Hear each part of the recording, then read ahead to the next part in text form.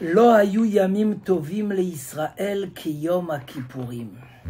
Il n'y a pas eu des plus belles fêtes, des plus beaux Yom Tov que Yom Kippour.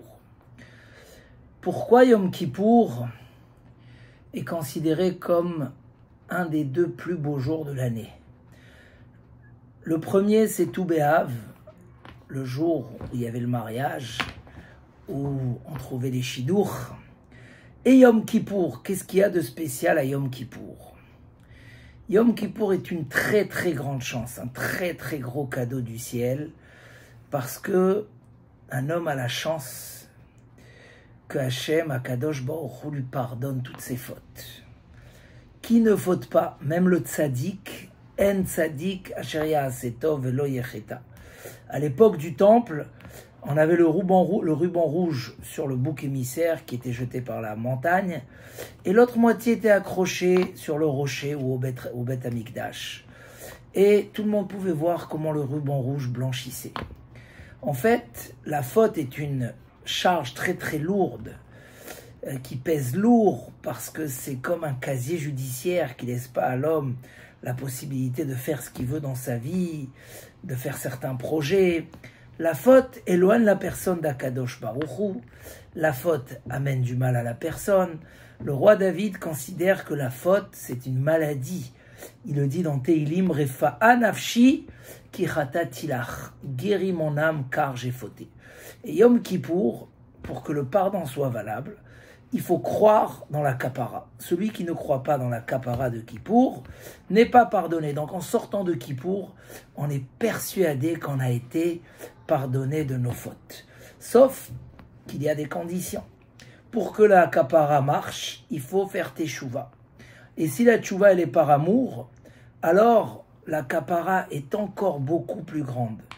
Et donc Kippour, c'est une chance en même temps de pouvoir effacer les erreurs, en même temps de pouvoir recevoir des bonnes décisions, parce que la teshuva est composée de 3 parties. Regret, et un regret très fort, qui s'accompagne du vidouille. 10 fois par jour, il faut faire chatati aviti pashati. Le minimum, c'est chatanu avinu pashanu. Et le regret, donc, permet la purification. Et il y a la aziva, la kabbalah. Ce que l'homme, il reçoit, il prend sur lui des décisions. Et ça, tout le long du Kippour, comme ça c'est marqué dans les livres. Parce que le regret, on le répète tout le long de Kippour, 10 fois. Combien qu'on répète notre regret et qu'il est plus profond, la purification est beaucoup plus grande. C'est comme quand on met les habits dans la machine à laver. Si on a fait 100 tours, ça sort quelque chose. Si on a fait 1000 tours, ça sort autre chose. Et 1000 tours, ça peut prendre des fois 2 heures. Donc, et dans les décisions, la même chose, comme nous le dit Rav Israël Salanter, jusqu'à la fin de Kippour, il faut être en train de prendre des décisions sur l'avenir. Et donc,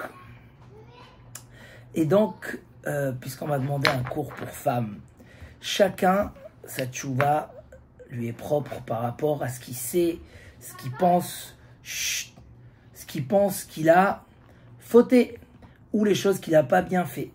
Donc évidemment, il y a un travail particulier sur le Lachon Hara, parce que dans les discussions, comment on peut réparer le Lachon Hara, prendre des décisions sur certaines choses, les disputes, que ce soit des problèmes de Shalom Bayit, dont chacun est responsable.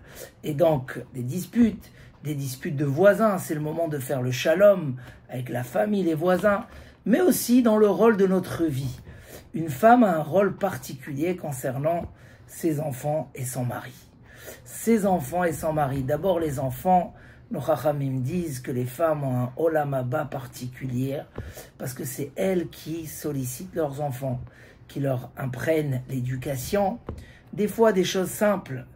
On a des enfants qui sont venus à Rosh Hashanah qui ont reproché pourquoi une dame était mal habillée.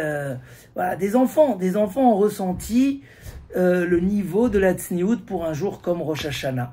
La responsabilité, quand une femme tarde à faire tchouva, où elle se permet certains interdits, que ce soit Shabbat, et ses enfants voient et ils suivent ce chemin-là, c'est une responsabilité parce que la mère Shma beni musar avicha ve'al titosh Torah timecha. La mère, c'est elle qui imprègne l'éducation à ses enfants. Donc, nos Chachamim disent que elles envoient leurs enfants à l'école, mais c'est normal. Mais quelle école? Est-ce qu'on se préoccupe de leur éducation, de leur Torah? Et c'est vrai que des fois, quand on est trop occupé dans le matériel, on n'a plus le temps pour l'éducation. Donc ça, c'est une décision très importante à prendre à Kippour et à faire tchouva sur ce rôle et cette responsabilité. Également, le rôle d'envoyer son mari étudier, parce que ça rentre dans les deux choses. Du Olam Haba particulier des femmes, qu'elle attend son mari, même s'il revient tard, comme il dit le Midrash Tanchuma, elles en décernent parce qu'elles dorment tard, parce qu'elles veulent que le mari reste un peu plus étudier la Torah. Chochmat Nashim Banta Beta. La sagesse d'une femme a construit sa maison. Donc une femme qui elle-même est prête même de prendre des choses pour que ses enfants soient plus dans le respect de la Torah, dans le respect des mitzvot, c'est une responsabilité, une grande responsabilité qui peut concerner des générations, qui peut concerner des dizaines et des dizaines d'années de vie. Je connais des gens qui sont devenus shomer Torah ou mitzvot parce que les parents, même s'ils étaient dans un désert, ils se sont battus pour aller des heures amener leurs enfants à l'école juive, à leur faire étudier la Torah. On sème des graines, ça pousse. Donc c'est une responsabilité. Également l'image que la femme elle donne, est-ce que l'essentiel chez elle, c'est les valeurs, la Torah, l'éducation, et que du coup, donc, il y a des efforts qui sont faits à tous les niveaux, et à la tzniout, et à la gdusha, et recevoir le Shabbat plus tôt, etc. Ou chas v'shalom, d'autres choses qui préoccupent la tête, qui n'ont pas tellement de valeur. Alors, Shlomo HaMelech disait, Eshet Chayil mi'imtza, la femme vertueuse, il dit, Tarba lev ba'ala, son mari a confiance à elle. Elle est là, elle oriente. Rabbi Akiva, il a dit à ses élèves, toute ma Torah, c'est à elle. Parce que c'est elle, derrière un grand homme, il y a une grande femme. C'est pas qu'un compliment, c'est un devoir. Si on le dit en tant que compliment, c'est que chacun a dans les mains de faire de son mari et de ses enfants une merveille. Et c'est le rôle essentiel de notre vie, c'est ce qui nous reste, c'est l'éternité. Donc peut-être qu'à Kippour, c'est justement un moment où on est devant Akadosh Baruch Hu, où on fait tchouva par amour. Et donc c'est le moment de réfléchir, de remettre en question toutes ces choses-là. Et je termine avec ce qu'a dit Rav Israël Salanter, que chaque bonne décision qu'on va prendre, jusqu'à la dernière minute de Kippour, ça nous sauve de tellement de mal, et ça nous donne tellement de bien dans la vie que ça ne peut pas s'évaluer et s'estimer. Et ce jour-là, que l'on appelait nos Chachamim une mer de miséricorde, et que si on vient avec un verre, on prend un verre, avec un tonneau, on prend un tonneau, c'est sûr que se préparer et prendre ce jour-là, où on va mettre tous les langs, la Torah nous demande, l'ifne Hashem titharu, purifiez-vous devant Hashem. Hashem va nous purifier, mais on a l'effort, donc c'est pour ça qu'on ne mange pas, il y a les 5 inouïm. Pourquoi? Parce qu'on doit participer. Et donc, la teshuva, les bonnes décisions, ont une valeur énorme. C'est un temps unique. Comme on disait un rave en Israël, quand on doit déplacer un mobil-home ou un truc énorme, si on a une grue, avec un petit bouton, on peut lever des montagnes. Et si on n'a pas la grue, même 50 personnes ne peuvent pas le bouger. Il disait, Kippour, c'est un moment où on a le manof, on a le truc automatique.